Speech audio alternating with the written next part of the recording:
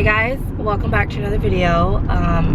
Today is a Thursday afternoon and I'm sorry that I literally have zero energy right now for you, but I wanted to come on here and you know, speak my truth per usual. So I'm super exhausted. I've been awake since 2 o'clock in the afternoon yesterday. And that's because, you know, I got off work and then I got a few hours of sleep before I had to get up and take care of the kids and then get back to work and do it all over again. But today I wasn't able to get any sleep because I had a court date. Yes, I thought I was done with court. I am not. I am still waiting. I had to go back to court for modifying support because remember the time that I missed my court date because of all of that was going on with Nadia and with my car and everything like that. So I missed the court date, and because I missed that date, Carlo and his attorney modified my child support and my spousal support that was already agreed upon when we went in July. So keep in mind, we had a court date in July and I was getting X amount and that was all settled. So then we have another court date in September and I missed that one. And nothing has changed, mind you. He didn't pick up the kids anymore or any less. Now he keeps the kids, and I've done the math, 14% of the time, excuse me. He keeps them 14% of the time. He's claiming he keeps them 21%. And I'm like, where are you getting your figures? So I file to modify support, and that's why I was in there today to do that. And when I went in there, I printed out a ledger sheet showcasing the month and the day and the year that Carlo picks up our kids and when he drops them off. I provided that sheet you know, to the judge. So I was trying to have her see it. I gave it to Carlo's attorney as well. And I was telling them, look, this is how I'm coming up with my figures. I'm taking the days that he has our kids, I'm dividing them by the days there are in a year, and I'm coming up with the percent that I have, which is 14%. Basic math, right? We all learned that in elementary school, for Christ's sake. So that's how I came up with the percentage that of when he has our kids.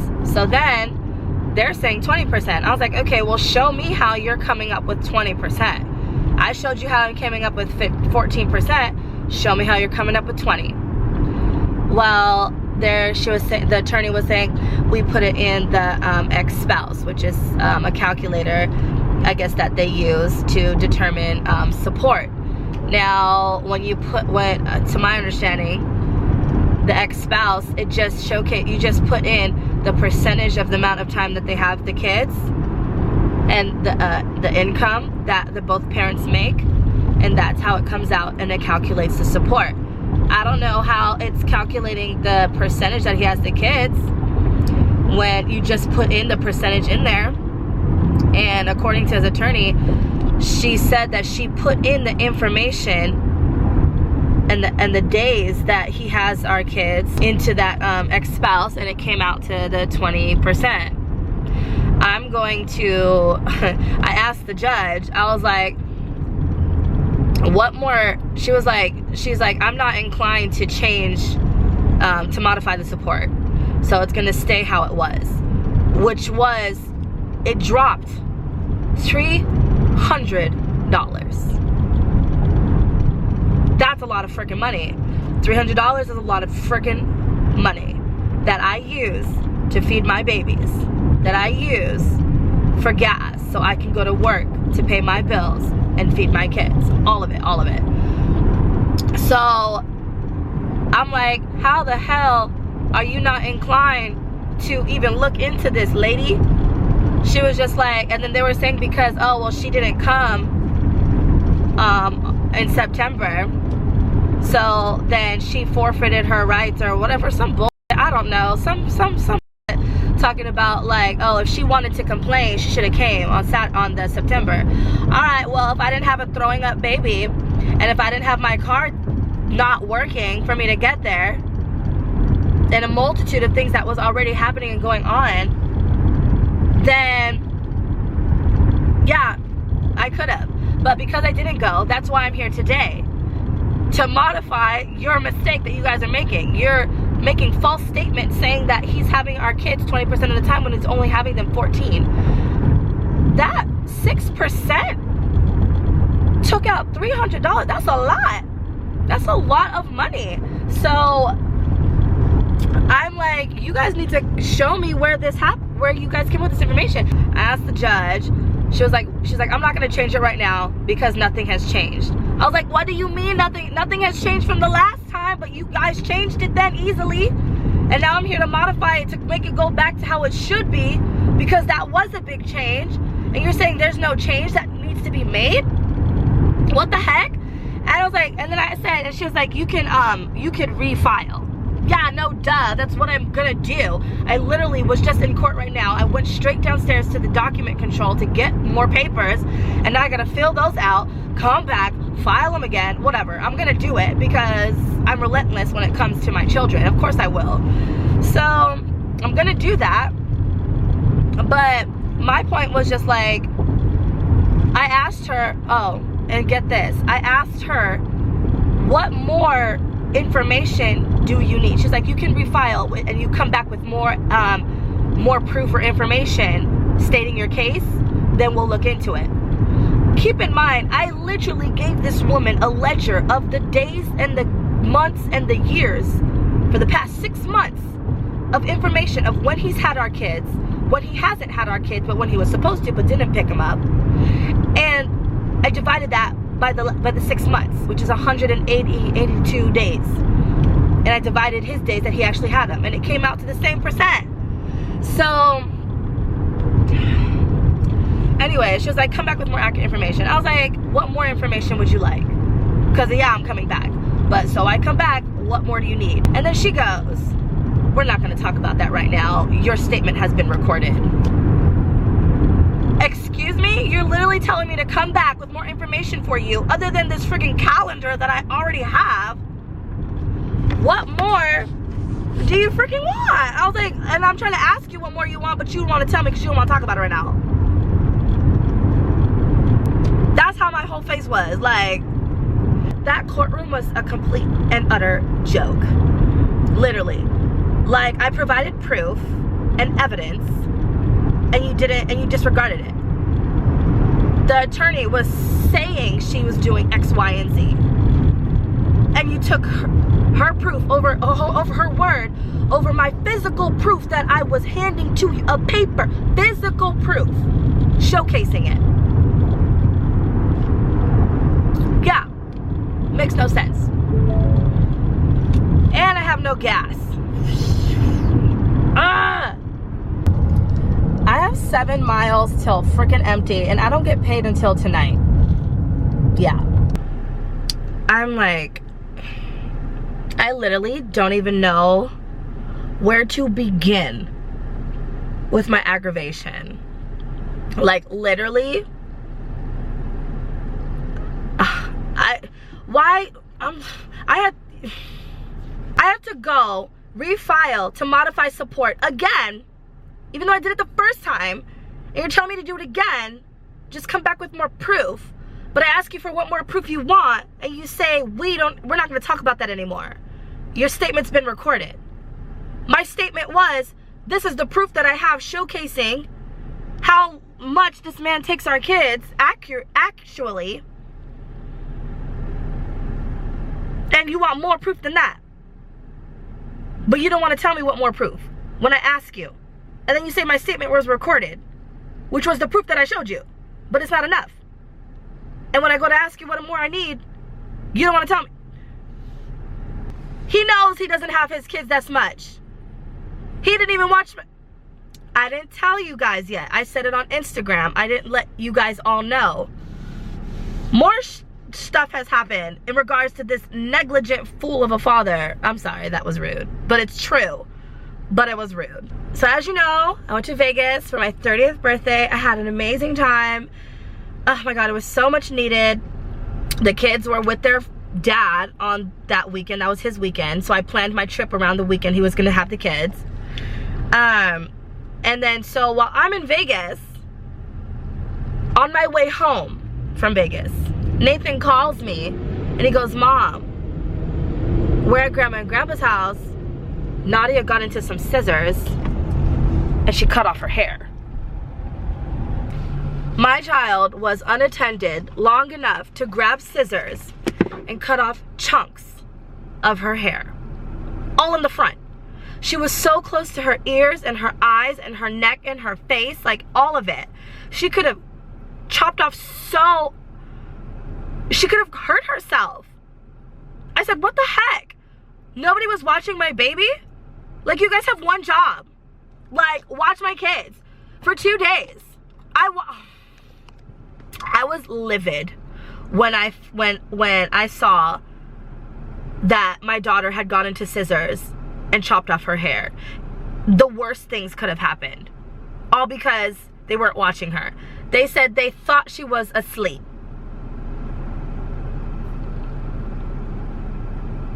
You thought she was asleep? Did you check to see if she was asleep? No, you didn't, because if you did, my daughter wouldn't have got into some scissors and been left unattended. She could have took those scissors and stuck them in a socket and electrocuted herself. And then been on the... And then she could have been on the floor.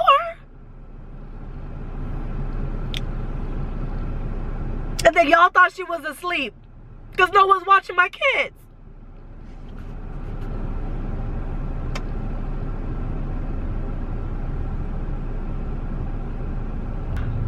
These are grown people, and my son, my 9-year-old, had to call me and tell me. No one called me and told me, Dominique, your daughter got into some scissors, by the way. My ex-mother-in-law let my daughter come to me with chopped hair, didn't even explain nothing to me. I'm looking at my daughter's hair like, what the hell happened? And then my son told me and explained it to me. Now, when Nathan called me, he said she chopped off some hair. Now I'm thinking, all right, she got into some scissors and cut off a little bang. Chunks missing. That means it is not like it's not like she grabbed the scissors for a little bit and cut off a piece and then they got her like, oh my God. No, it was a lot. She went on this side, then she went on this side, then she went over here. Gave herself a whole new do. And I'm just like, that's how long did you guys not watch my baby? You know what he said to me? When I messaged him, I said, Nadia got into some scissors and she cut off chunks of her hair. Did you know this happened? He said, you know the first thing he said? Her hair will grow back, it's just hair. I said, that's not the point. The point was, our daughter was unattended long enough to get into some scissors. A sharp object, a weapon that could have been used to hurt herself. Anything could have happened. He thinks of the cosmetics of it. Her hair will grow back. That's not the point. Do you see the dynamic of our mindsets here as far as parenting goes? My first instinct was like, yo, she could have hurt herself. His first instinct was like, it's just hair, it'll grow back.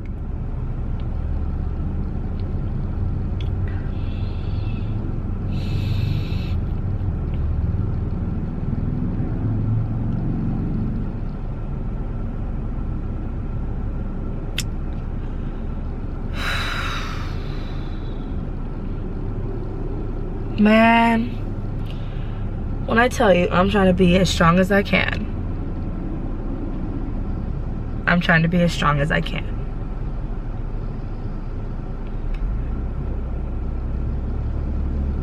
I wasn't even in there arguing about like anything else but the child support because of what was fair and what my kids deserved.